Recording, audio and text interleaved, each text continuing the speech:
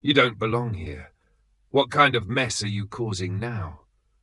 The officer's voice cut through the stale air of the precinct, sharp with disdain and soaked in prejudice.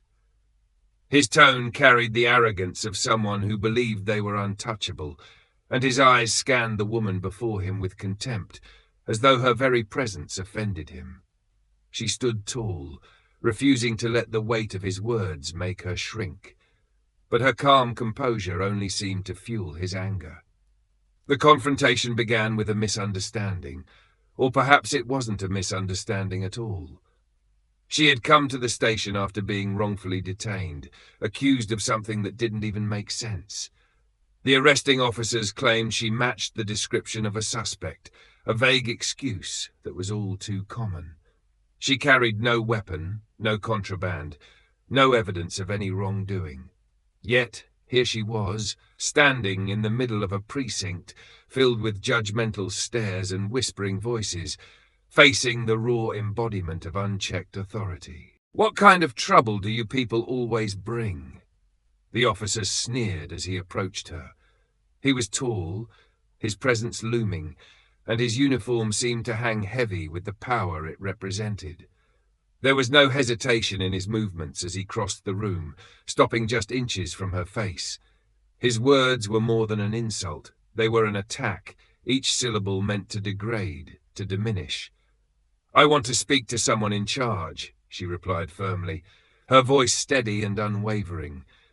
Her tone carried a confidence that was unfamiliar in these walls, a sharp contrast to the usual submission they expected from someone in her position. She didn't yell, she didn't beg. She simply demanded the respect that should have been hers to begin with. But that demand was her first mistake, or at least that's how the officer saw it. He laughed, a cold, humorless sound that echoed off the precinct walls. "You think you can come in here and make demands?" His laughter stopped abruptly, replaced by a snarl. "You don't tell me what to do, I tell you." Her silence was deafening. She stood her ground, her calm demeanor cutting through the hostility like a blade.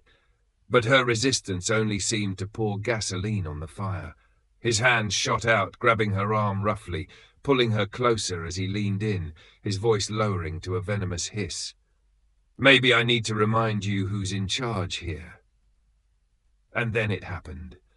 The blow came without warning, a sharp crack that reverberated through the room.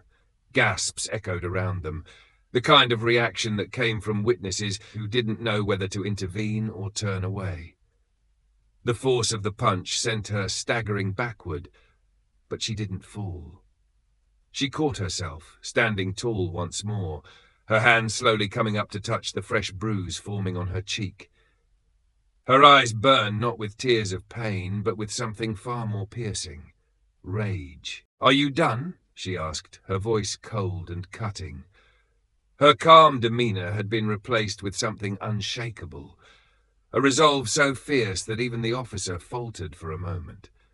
But he recovered quickly, straightening his posture, his chest puffing out as he sought to reassert his dominance. "You don't talk back to me," he barked, pointing a finger in her face. "You think you can walk in here and act like you're better than me? You're nobody, just another troublemaker who needs to learn her place." The room was silent. The other officers stared, some with discomfort, others with barely concealed approval of the spectacle unfolding before them. Nobody stepped forward to stop it. Nobody spoke up in her defense. And then she smiled, a small, almost imperceptible curve of her lips that was more defiant than anything she could have said. That smile was a warning, though the officer didn't realize it yet. As the tension reached its breaking point, the doors at the far end of the precinct opened. A sharp voice rang out, cutting through the heavy silence like a blade. "What's going on here?" Every head turned. The officer, his back to the door, stiffened at the sound. The woman didn't answer, her eyes still locked on the man who had just struck her. "Explain yourself," the voice demanded again, closer now. There was no mistaking the authority in its tone, but it wasn't directed at her. It was directed at him. The officer turned slowly, his face already flushed with the beginnings of confusion, and as he faced the source of the voice, his expression shifted from irritation to disbelief.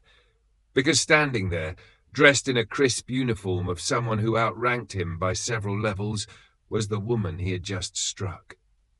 What happens next is a story of reckoning, of power turned on its head, and of justice served in a way that nobody in that precinct could have predicted. As the walls of power begin to crumble around the officer, the woman he sought to humiliate will rise, not just as a victim, but as a force to be reckoned with. How does a man who believed himself untouchable handle the realization that the person he tried to break now holds his career, his reputation, and his future in her hands? And how does she choose to wield that power?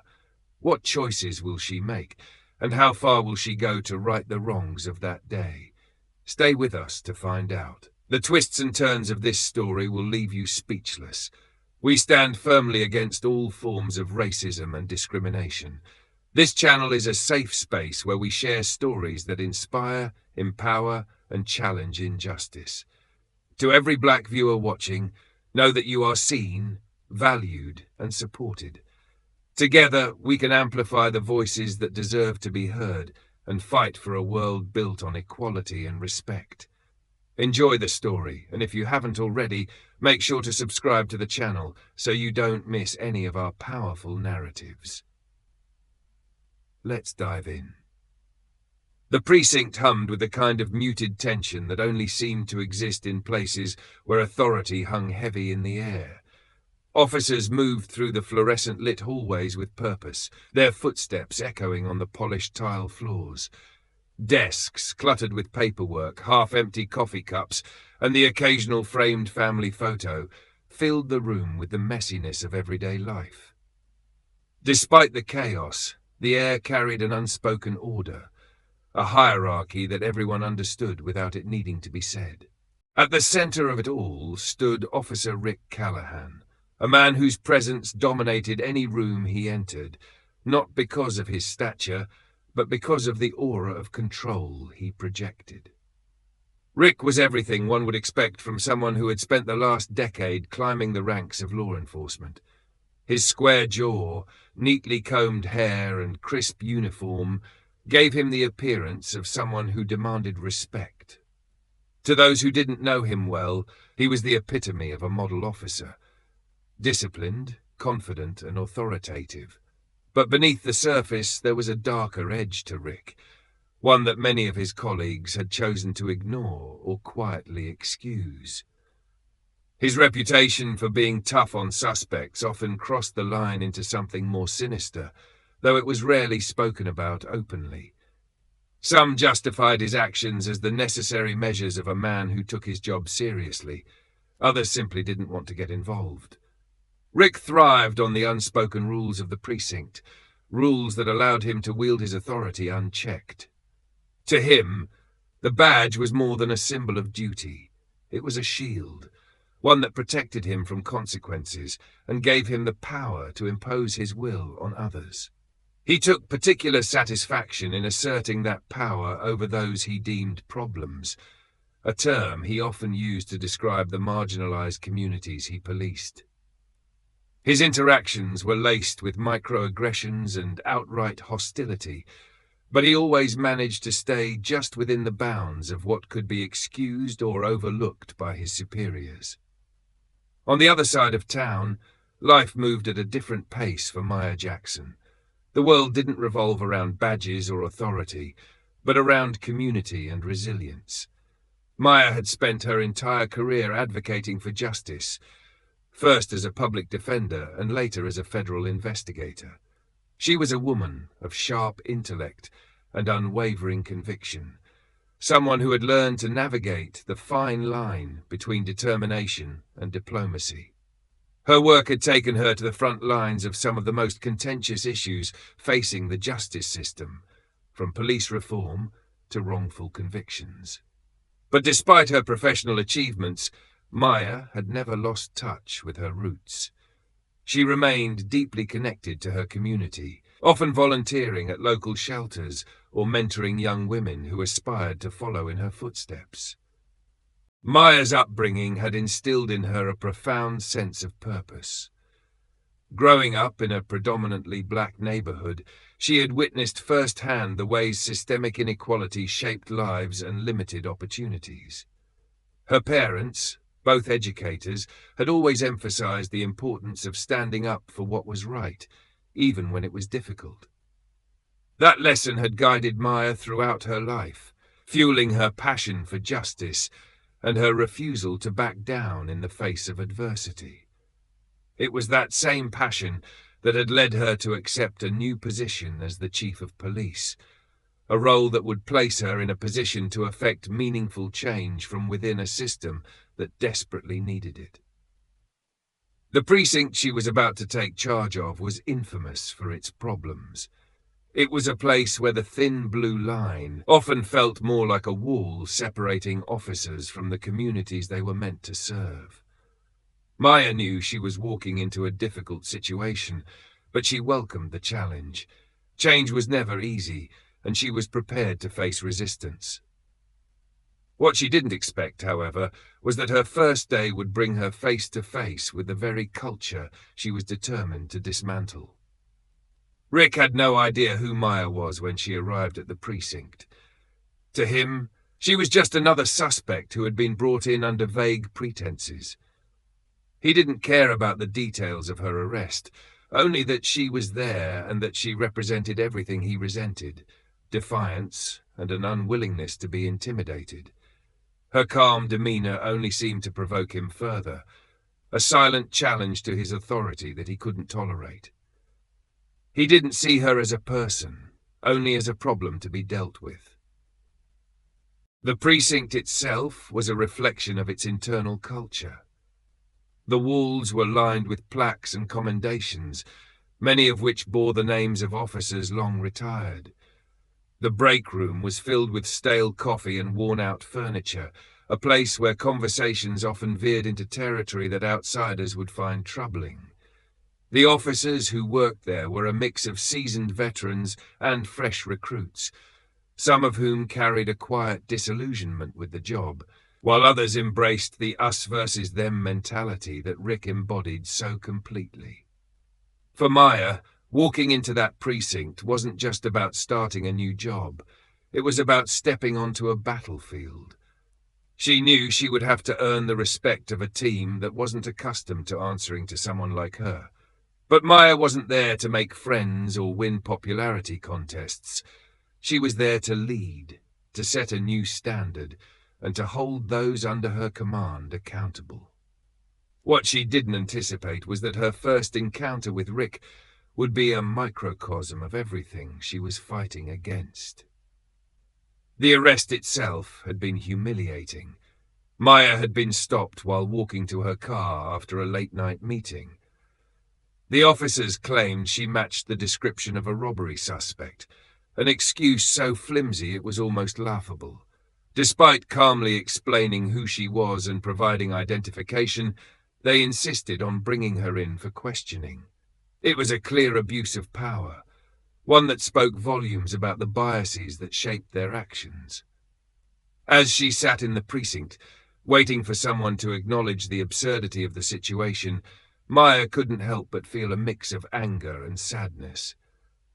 Anger at the injustice she was experiencing, and sadness at how common this scenario was for so many others who didn't have the same resources or platform to fight back. She wasn't just thinking about herself. She was thinking about every person who had been silenced, dismissed, or mistreated in places like this. The stage was set. The lines had been drawn. Rick, with his arrogance and sense of invincibility, had no idea who Maya was or what she represented. And Maya, with her quiet strength and unshakable resolve, was about to show him and everyone else in that precinct that change was coming, whether they were ready for it or not. What neither of them knew was just how far-reaching the consequences of this encounter would be, and how it would alter the course of their lives in ways they couldn't have imagined. The precinct was unusually quiet after the incident. The tension hung in the air like a storm cloud, thick and heavy, with every officer in the room painfully aware of what had just transpired. Rick Callahan's fist had connected with Maya Jackson's face in a moment of unchecked anger, and though the room was filled with witnesses, not a single voice had risen to stop him or question what had just occurred. Maya stood still, her hand resting lightly on her cheek as if testing the depth of the wound. Her eyes locked on Rick's with a calm intensity that unnerved him more than any outburst could have. He expected anger, shouting, maybe even fear, but what he saw in her gaze was something different entirely, resolve, and that scared him. Rick turned away from her with a huff, barking orders at the officers around him, his voice louder than necessary.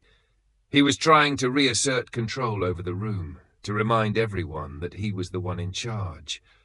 But the authority in his tone rang hollow, and even he could sense the shift in the atmosphere. Officers avoided his gaze, busying themselves with paperwork or pretending to examine files. No one dared to speak up, but the silence was its own form of indictment. Maya, meanwhile, stood her ground. She wasn't going to give Rick the satisfaction of seeing her shaken. She knew better than to let him control the narrative, and she wasn't about to let this moment define her. She turned to the officer nearest her, a younger man who looked more uncomfortable than anyone else in the room. "I'd like to make a formal complaint," she said, her voice steady and calm. "Where do I start?" The officer fumbled, glancing nervously at Rick before mumbling something about needing to check the protocol. It was clear he didn't know how to handle the situation, or perhaps he simply didn't want to. Rick cut in before the officer could say anything else, his voice dripping with condescension. "There's no need for all that," he said, stepping closer to Maya. "This is just a misunderstanding, isn't it? Let's not make a big deal out of nothing." Maya's eyes narrowed, but her voice remained steady. "Assaulting someone in custody is hardly nothing, Officer Callahan. I'll be filing a formal complaint, whether you like it or not." Rick smirked, his confidence returning as he leaned in closer to her. "Go ahead," he said, low enough that only she could hear. "File your little complaint. See where it gets you. You think anyone here is going to back you up?" Maya didn't flinch. She didn't rise to his bait. Instead, she met his gaze with an unwavering calm that made his smirk falter. "We'll see," she said simply, her tone laced with a quiet determination that sent a chill down Rick's spine. The hours that followed were a blur of controlled chaos. Maya was eventually released without charges, her paperwork stamped and handed over with a stiffness that betrayed the discomfort of the officers handling it. She walked out of the precinct with her head held high, her calm exterior masking the storm of emotions brewing inside her. Anger, frustration, and a deep sense of resolve swirled within her, each emotion fueling her determination to hold Rick accountable for what he had done. Meanwhile, Rick was already trying to spin the situation in his favor. He called a meeting with his supervisor, framing the incident as a misunderstanding and painting Maya as a difficult and uncooperative suspect. He downplayed the violence, describing it as a necessary use of force to maintain control. But even as he spoke, he could sense that his words weren't landing the way they usually did. His supervisor listened with a frown, his expression unreadable, and Rick felt the first stirrings of unease. By the time Maya's identity as the new chief of police was revealed, the precinct was buzzing with whispers and speculation. The news spread like wildfire, leaving a trail of shock and disbelief in its wake. Officers who had once ignored Maya's presence were now scrambling to remember every detail of the encounter, trying to position themselves on the right side of history. Rick, however, was furious. He felt blindsided, betrayed, and most of all, threatened. In the days that followed, the tension in the precinct only grew. Maya's arrival as the new chief was met with a mix of cautious optimism and outright hostility. Some officers welcomed her leadership, recognizing the need for change, while others, Rick among them, resented her presence and the scrutiny it brought. Maya, for her part, remained professional and focused, but she couldn't ignore the undercurrent of resistance she faced.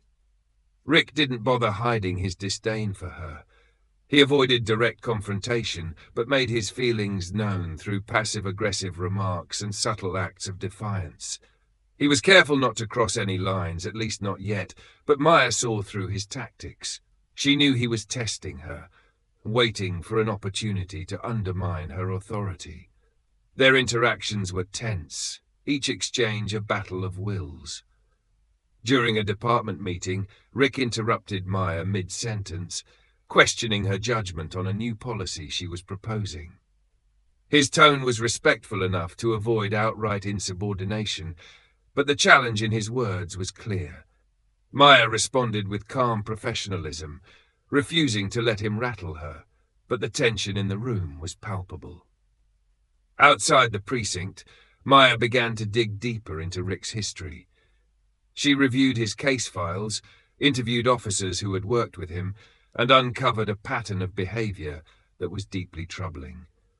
Complaints of excessive force, racially biased policing, and questionable tactics littered his record, but none of them had ever led to serious consequences.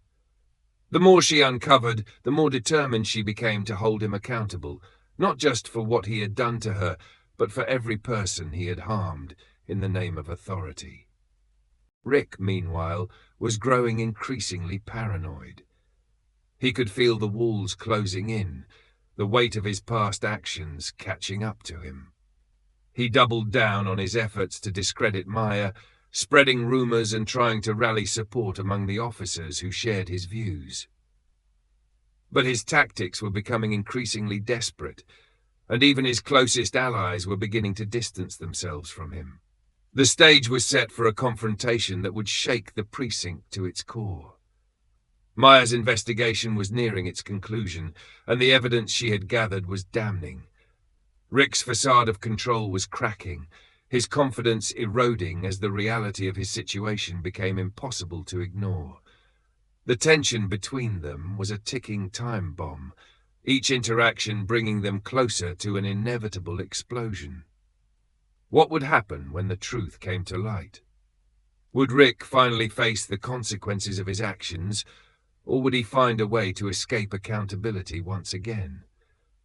And how far was Maya willing to go to ensure justice was served?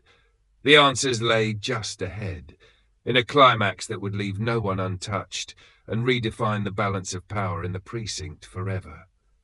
The precinct buzzed with an uneasy energy, the kind that rippled through the walls and echoed in the low murmur of conversations cut short whenever certain people entered the room. Maya Jackson had become a presence impossible to ignore. Her leadership style was firm but fair, and she had quickly started implementing changes that sent waves through department.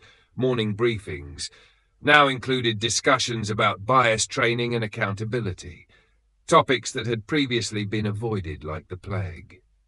The tension was especially thick for Rick Callahan, who had spent the past weeks doing everything in his power to maintain a facade of control while his world crumbled beneath him. Rick sat at his desk, staring at the files Maya had requested earlier that morning. His jaw clenched as he flipped through the documents, his mind racing. He knew she was building something against him, piece by meticulous piece, but he didn't know how much she had, or how close she was to finishing. The uncertainty was eating away at him, making him short-tempered and restless. His confidence, the arrogance he once wore like armor, was slipping, and it showed. Colleagues who used to laugh at his jokes now avoided his gaze, and even the officers who had once supported him were starting to keep their distance.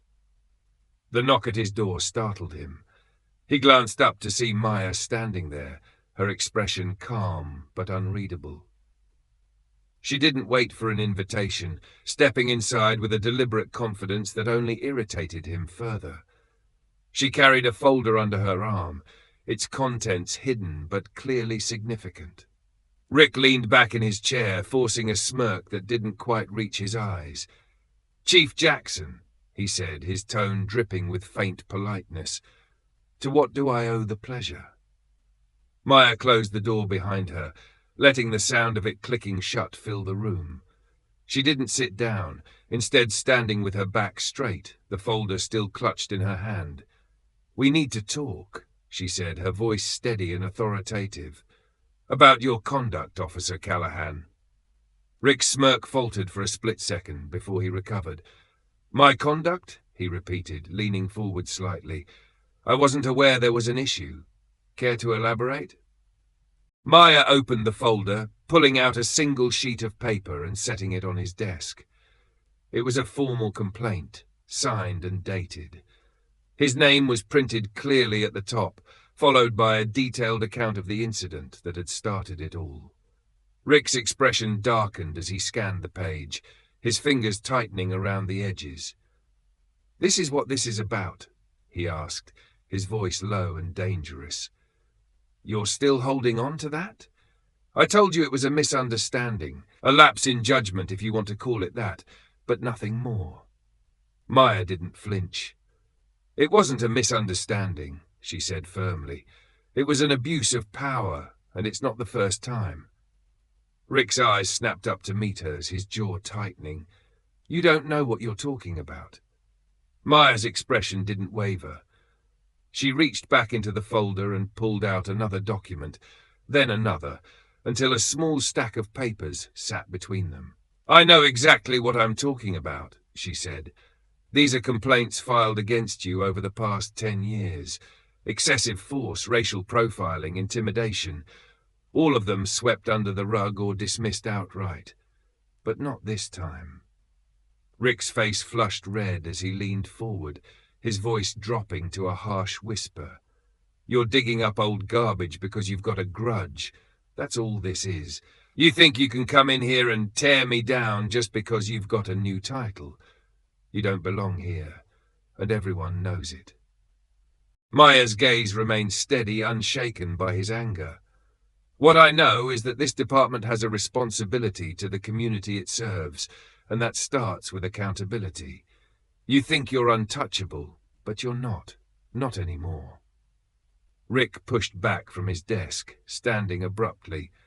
"You're making a mistake," he said, his voice low and threatening. "You don't know how this place works. You don't know how far people will go to protect their own." Maya raised an eyebrow, her expression cool and unbothered. "I'm not afraid of you, Rick," she said, "and I'm not afraid of the people who think like you. This stops here." The words hung in the air between them, heavy with finality. Rick's chest rose and fell as he tried to rein in his anger, his mind racing for a way to turn the situation around. But Maya wasn't giving him an inch. She picked up the stack of papers and turned toward the door, her movements deliberate and unhurried. "This is just the beginning," she said over her shoulder. "I suggest you prepare yourself." She left the room without another word, the door clicking shut behind her. Rick stood there for a long moment, his fists clenched at his sides, his breathing shallow. For the first time, he felt the full weight of the situation pressing down on him, suffocating and inescapable. He had always believed he could talk his way out of anything, manipulate the system to his advantage, but Maya had made it clear that those days were over. The tension in the precinct grew sharper in the days that followed. Maya's investigation moved quickly, her determination driving her to uncover every piece of evidence she could find. Rick's behavior became more erratic, his frustration boiling over in small but noticeable ways. He snapped at colleagues, avoided meetings, and spent long hours in his office, the door always shut. But even as his world fell apart, Rick clung to the belief that he could still find a way to regain control. He had connections, allies who owed him favors, people who could help him bury the truth. At least that's what he told himself. What he didn't realize was that the people he thought would protect him were already distancing themselves, unwilling to risk their own careers for a man whose downfall seemed inevitable. The moment of reckoning was fast approaching, and everyone in the precinct could feel it. Whispers circulated, speculation ran wild, and the tension in the air was almost unbearable. For Rick, every passing hour brought him closer to the edge, his confidence crumbling under the weight of his own actions.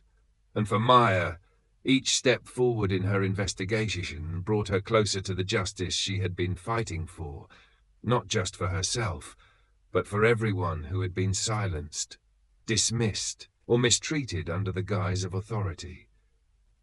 What neither of them knew was that the truth, once revealed, would send shock waves through the precinct, shaking the foundation of everything they thought they knew. And when the dust finally settled, nothing would ever be the same. The precinct's conference room was unusually full. The tension in the air was so thick it felt like it could snap. Officers sat in stiff chairs around the long table, their expressions a mix of unease and curiosity. Others leaned against the walls, arms crossed, pretending not to notice the tension radiating from one end of the room. Maya stood at the head of the table, her calm demeanor masking the storm of emotions churning beneath the surface. She held a folder in her hand, its edges slightly worn from use. The contents of that folder had become the cornerstone of everything leading to this moment. Rick sat near the middle of the table, his body rigid and his jaw clenched so tightly it seemed his teeth might crack. He hadn't been able to meet Maya's eyes since she walked into the room. For the first time, he wasn't the dominant force in the space, and he knew it. His attempts to rally support had failed. The room's silence was proof enough of that. His allies, those he thought would stand by him, were nowhere to be found. Their faces carefully neutral as they avoided even looking in his direction. Maya cleared her throat, breaking the silence. Her voice was steady, each word deliberate, carrying a weight that made the room feel smaller. Thank you all for being here. This meeting is not one I take lightly, but it is necessary. What we're about to discuss concerns the integrity of this department, and more importantly, the trust of the community we serve. Rick shifted uncomfortably in his chair, his fingers tapping an uneven rhythm against the table's edge. "Is this really necessary, Chief?" he interrupted, his tone laced with mock politeness.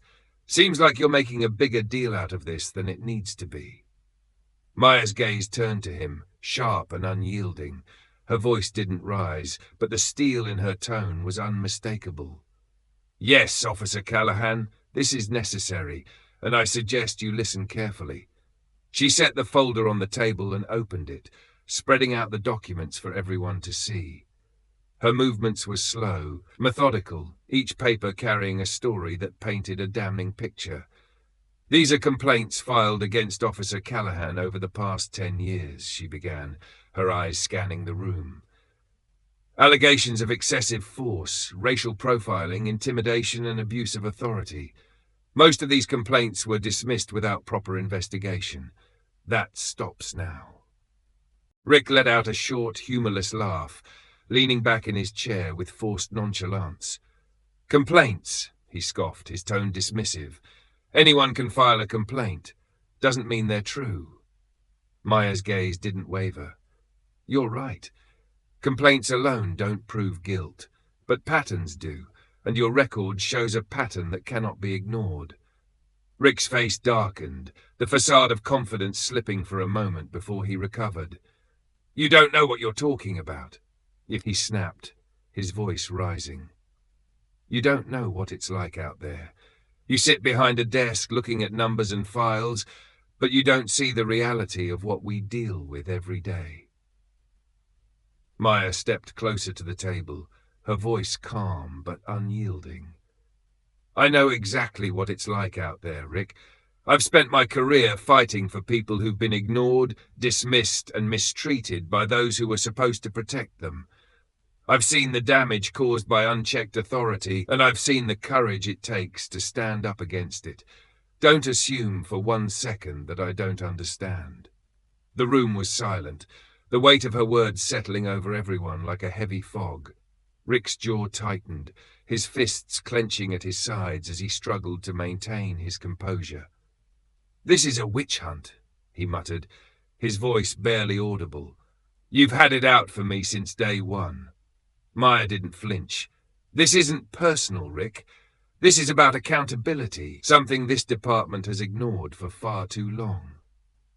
She pulled out another document, placing it on the table for everyone to see.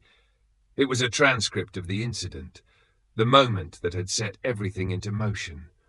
The words were stark, unflinching, a vivid account of Rick's actions and Maya's response. The room seemed to hold its breath as she spoke, her voice steady but charged with emotion. "This is what happens when power goes unchecked," she said, her eyes scanning the room. "This is what happens when we forget that our job is to serve and protect, not intimidate and control. This stops here today." Rick's voice cut through the silence, sharp and defensive. "You think you're some kind of hero, don't you?" He spat, his words dripping with venom. "You think you can come in here and fix everything like it's some kind of game? You don't belong here, and you never will." Maya's gaze didn't waver. "I'm not here to be a hero," she said, her voice calm but firm. "I'm here to do my job, to hold this department and everyone in it to the standards we should have upheld all along. You don't have to like it, but you will respect it." Rick slammed his hands on the table, rising to his feet. "This is ridiculous," he shouted, his voice echoing through the room. "You're trying to ruin me over a mistake, a single mistake." Maya's voice remained steady, unshaken by his outburst. "This isn't about a single mistake, Rick. This is about a pattern of behavior that has gone unchecked for far too long, and it ends now."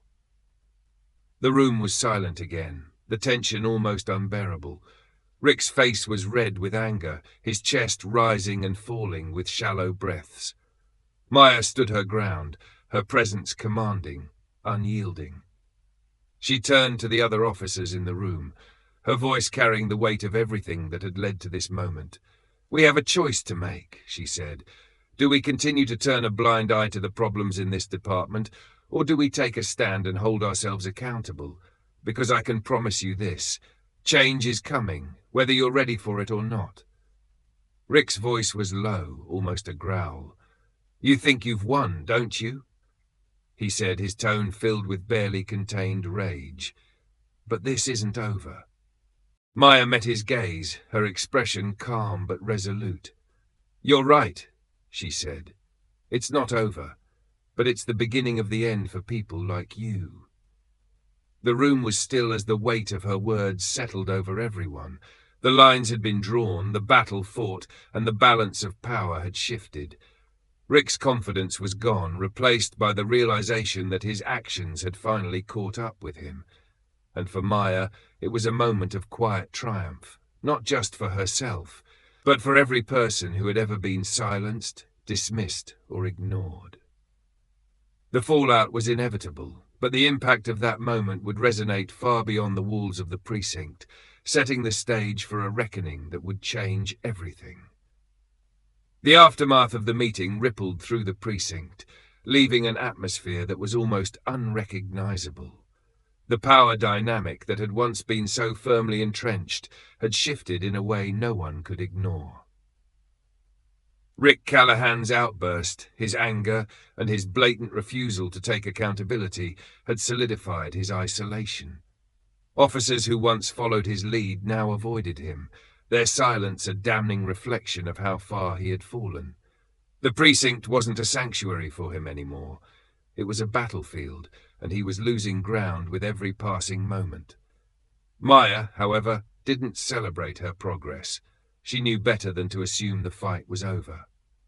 Winning a battle didn't mean the war was done, and she was keenly aware of the resistance that still simmered beneath the surface. Some officers saw her as an interloper, someone who didn't belong and never would.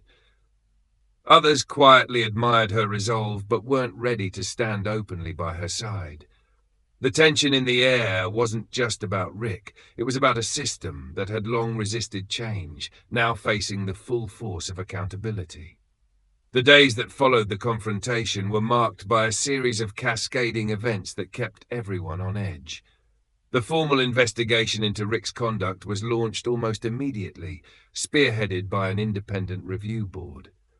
Maya made it clear that this wasn't just about one man. It was about setting a precedent for how the department handled misconduct moving forward.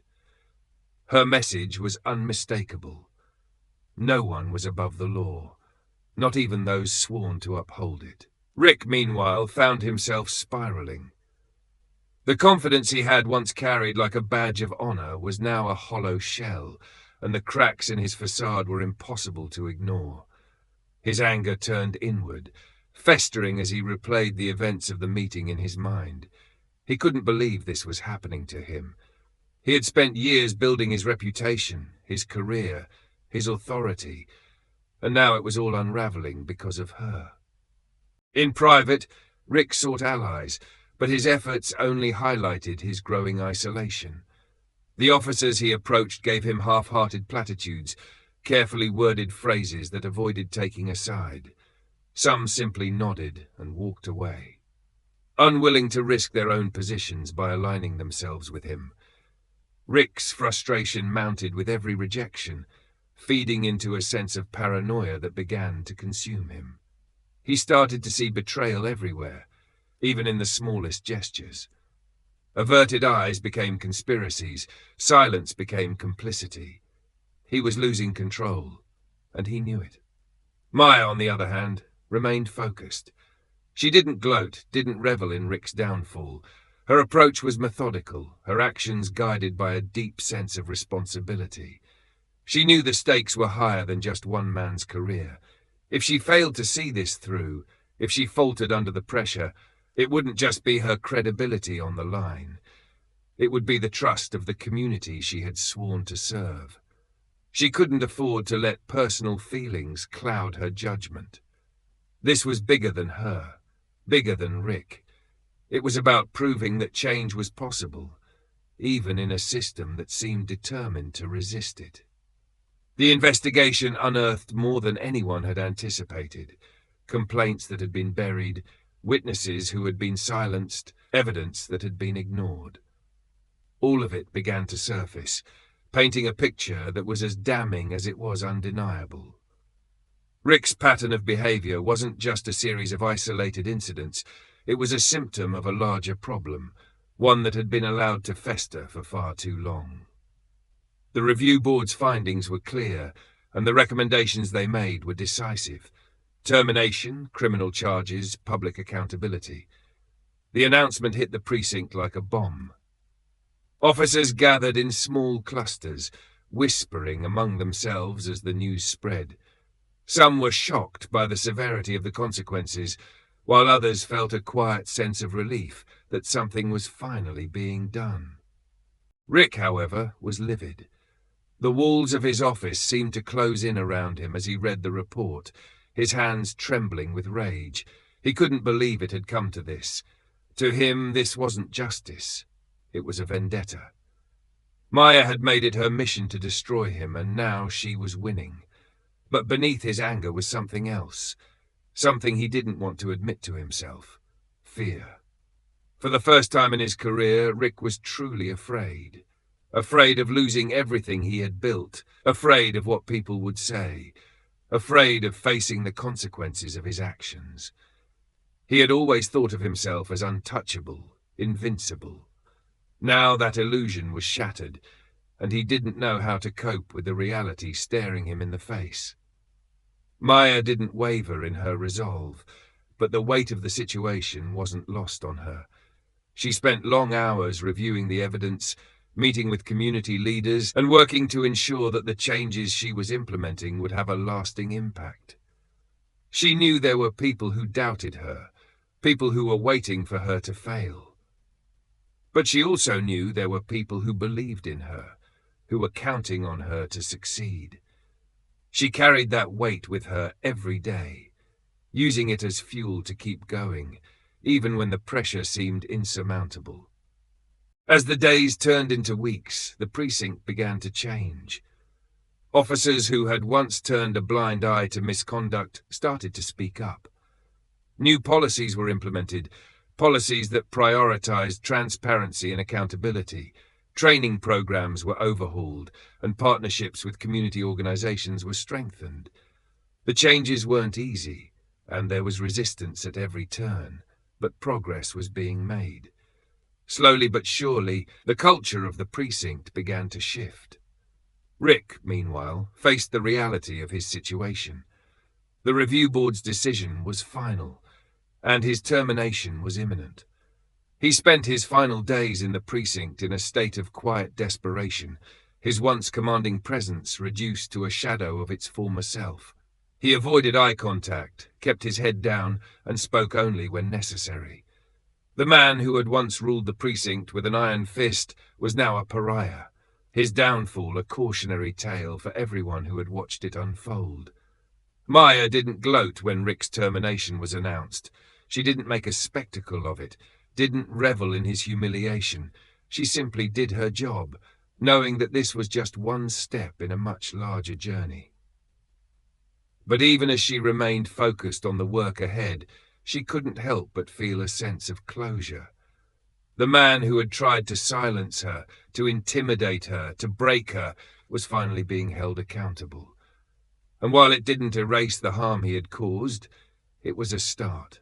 The precinct was quiet that evening, the weight of the day's events hanging heavy in the air. Maya sat in her office, the glow of her desk lamp casting a warm light on the papers scattered in front of her. She leaned back in her chair, her mind racing with thoughts of everything that had led to this moment. There was still so much work to be done, so many battles left to fight. But for the first time in a long time, she allowed herself to breathe, to feel the weight of the victory she had earned. It wasn't the end of the story, far from it, but it was a moment she would carry with her, a reminder of what was possible when you refused to back down. Rick's footsteps echoed faintly against the cold tiled floor of the precinct as he walked toward the locker room. The once familiar space now felt foreign, almost hostile. Each step seemed to weigh more than the last, the silence pressing down on him like a heavy blanket. The halls, usually alive with conversations, the shuffle of papers, and the constant buzz of activity, were now eerily quiet. It was late.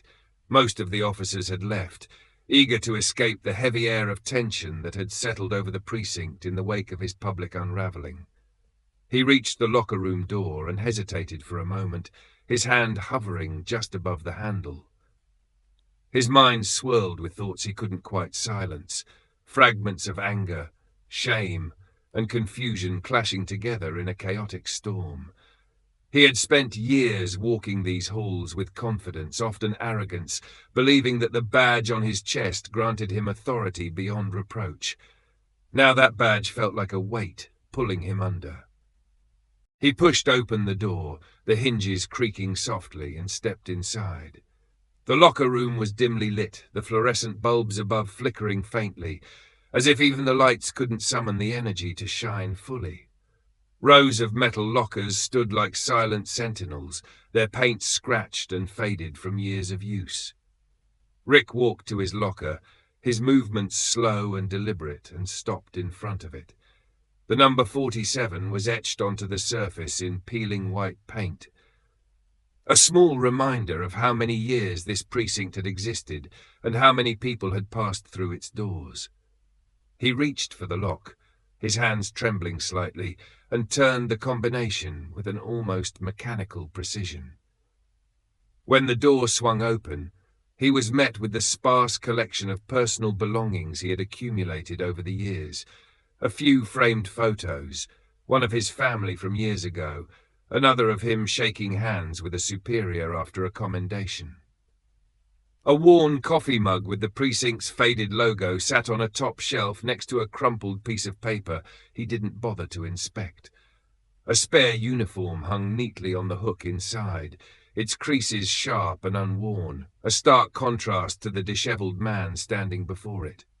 Rick stared at the contents for a long moment, his chest tightening as a wave of emotions crashed over him.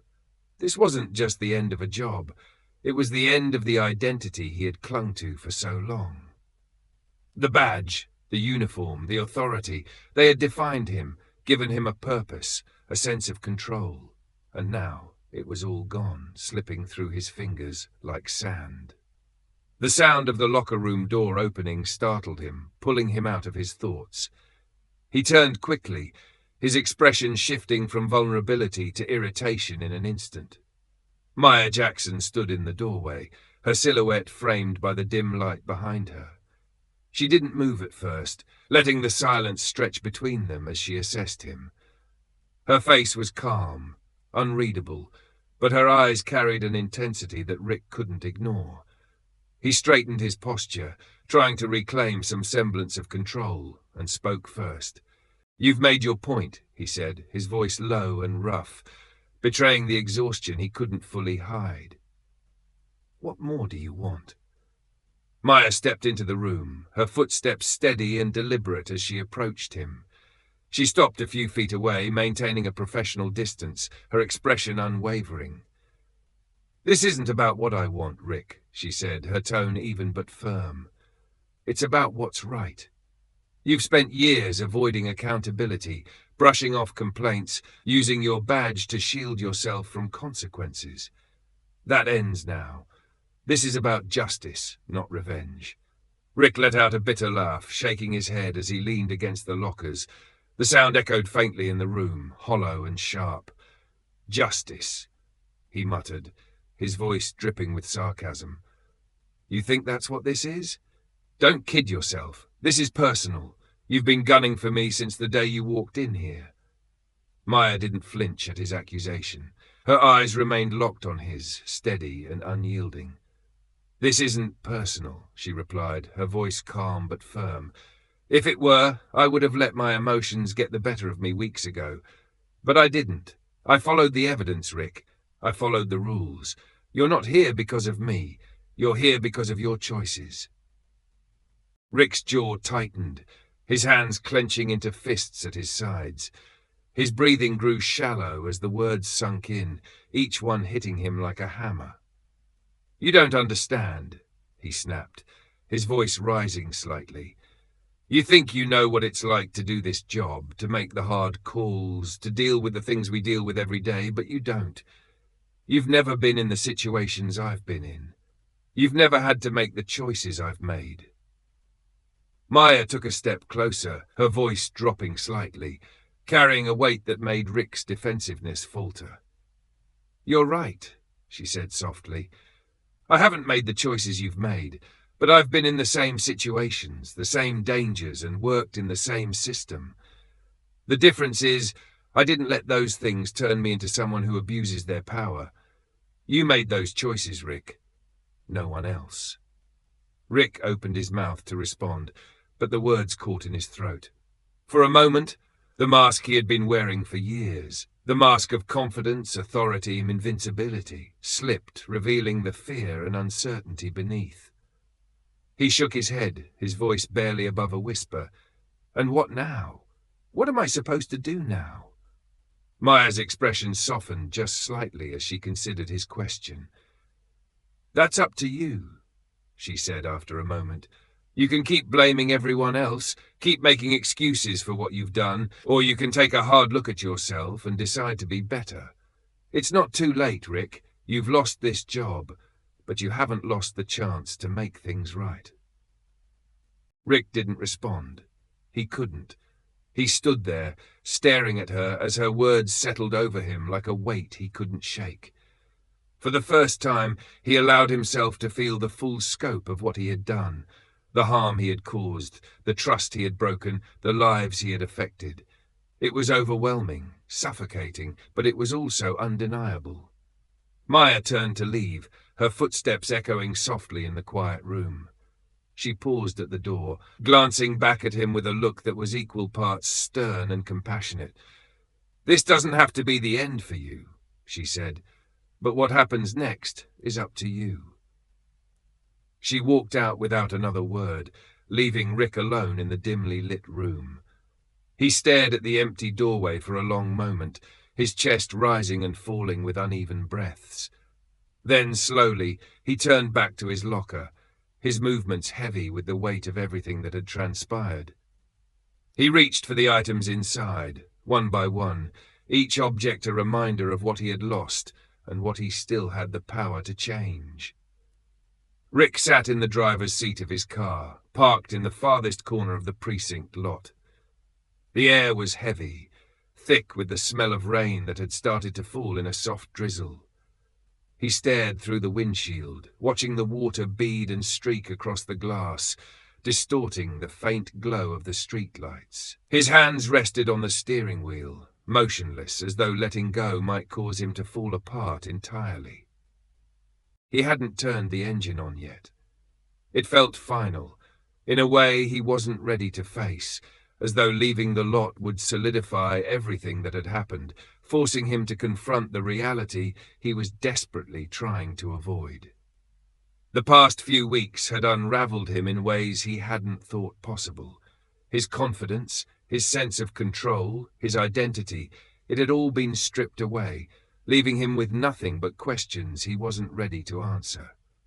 He thought about Maya's words, the calm certainty in her voice as she told him this didn't have to be the end.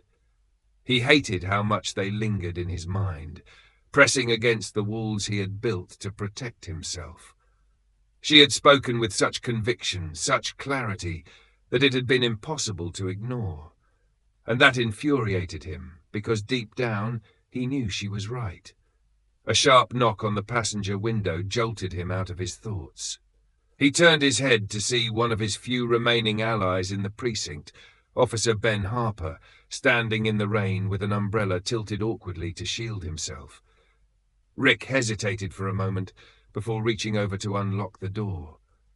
Ben slid into the seat, shaking the water from his jacket as he settled in.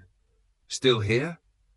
Ben said, his tone carefully neutral, though his eyes were filled with something that looked like pity. "I figured you'd be long gone by now." Rick shrugged, his hands tightening on the wheel. "Just needed a minute," he muttered, his voice rough. "Didn't feel like rushing out." Ben nodded slowly, the silence stretching between them. He leaned forward, resting his forearms on his knees, and glanced over at Rick. "You okay?" he asked, though the question sounded more like an obligation than genuine concern. Rick let out a bitter laugh, shaking his head. "What do you think, Ben? Does this look like someone who's okay?" Ben sighed, rubbing a hand over his face. "Look, man, I don't know what to say. This whole thing, it's a mess. But you knew it was coming. You had to." Rick turned to him, his eyes flashing with anger. "What's that supposed to mean?" Ben raised his hands in a placating gesture. "It means you've been skating on thin ice for years, Rick. We all knew it. Hell, you knew it. And now it's finally caught up with you." Rick clenched his jaw, his grip on the wheel tightening until his knuckles turned white. "You think I deserve this?" he asked, his voice low and dangerous. Ben hesitated, the weight of the question hanging heavily in the air. I think you made choices, Rick. Choices that had consequences, and now you're facing them." Rick stared at him for a long moment, his expression a mix of anger, frustration, and something else, something closer to pain. "You're supposed to be my friend," he said finally, his voice cracking slightly. "I am your friend," Ben replied, his tone firm. "And as your friend, I'm telling you the truth. You screwed up, Rick. You let your anger, your arrogance, whatever the hell it was, get the better of you. And now you're paying the price. But that doesn't mean it's over." "Still what?" Rick interrupted, his voice rising. "Still fix it? Still make it right? It's too late, Ben. They've already made up their minds. I'm done." Ben shook his head, his expression softening. "It's not about them, Rick. It's about you. You can't undo what's already been done, but you can decide what kind of person you're going to be moving forward. That's the only thing you've got left. Don't waste it." Rick looked away, his gaze returning to the rain-streaked windshield. He didn't respond, his thoughts swirling too fast to form words. Ben sat back, letting the silence stretch between them once again. After a long moment, Rick spoke, his voice barely above a whisper. "I don't know how to do that," he admitted, the vulnerability in his tone catching Ben off guard. "I don't even know where to start." Ben placed a hand on Rick's shoulder, his grip firm but reassuring. "One step at a time," he said simply. "It's not going to be easy. Hell, it's going to be the hardest thing you've ever done. But if you really want to change, it's worth it." Rick didn't respond immediately, his mind racing as he considered Ben's words. He thought about everything that had led him to this moment, the choices he had made, the people he had hurt, the man he had become. He thought about Maya, the way she had looked at him, with a mix of disappointment and determination, her words cutting through the defenses he had built around himself. And for the first time, he allowed himself to consider the possibility that maybe, just maybe, she was right. The sound of the rain intensified, the steady rhythm filling the car as the two men sat in silence. Finally, Rick turned to Ben, his expression softer than it had been in weeks. "Thanks," he said quietly, the word carrying more weight than he expected. Ben nodded, a small smile tugging at the corners of his mouth. "Any time." As Ben opened the car door and stepped out into the rain, Rick watched him go, his mind still heavy with unanswered questions. He didn't have all the answers yet. He wasn't even sure he wanted them. But for the first time in a long time he felt something stir inside him. It wasn't hope. Not exactly, but it was close. And that was enough to make him turn the key in the ignition. The sound of the engine breaking the silence as he prepared to take the first step forward. Months later, the precinct was unrecognizable. The tension that once poisoned the air had been replaced by a sense of purpose. The culture shift Maya had fought so hard to implement was finally taking root. Officers underwent rigorous training, not just in law enforcement, but in community engagement and cultural competency. Old habits didn't die easily, but Maya had made it clear that change wasn't optional. Slowly but surely, those who resisted either adapted or found themselves leaving the force altogether. The precinct wasn't perfect. There was still work to do, but for the first time in years, it felt like a place where progress was possible. Rick Callahan had disappeared from the public eye after his termination. Whispers about his fall from grace circulated in certain circles, but most people had moved on. Their attention drawn to other stories, other scandals. For Rick, the months that followed his departure were some of the darkest of his life. The man who once walked with an air of unshakable confidence now found himself questioning everything. Without the badge, without the authority he had relied on for so long, he felt hollow, unsure of who he was or what he was supposed to do next. The first few weeks were the hardest. He avoided people, ignored calls, and spent most of his days replaying the events that led to his downfall. Anger and bitterness consumed him at first, directed at Maya, at the system, at anyone but himself. But eventually the anger burned itself out, leaving behind a painful clarity he couldn't escape. The truth anymore. He had done this to himself. The choices he made, the power he abused, the people he hurt, it all came back to him. One day, almost on a whim, Rick found himself walking into a local community center. The building was modest, with peeling paint and a faint smell of disinfectant, but it buzzed with activity. Children laughed as they played basketball in the gym, and a group of women sat in a circle, knitting and chatting. Rick felt out of place, awkward and unsure, but something pulled him inside. He approached the front desk and asked if there was anything he could do to help.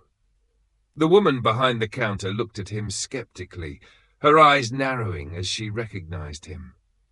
But after a long pause, she handed him a clipboard and told him they needed volunteers for their youth mentorship program. It wasn't easy.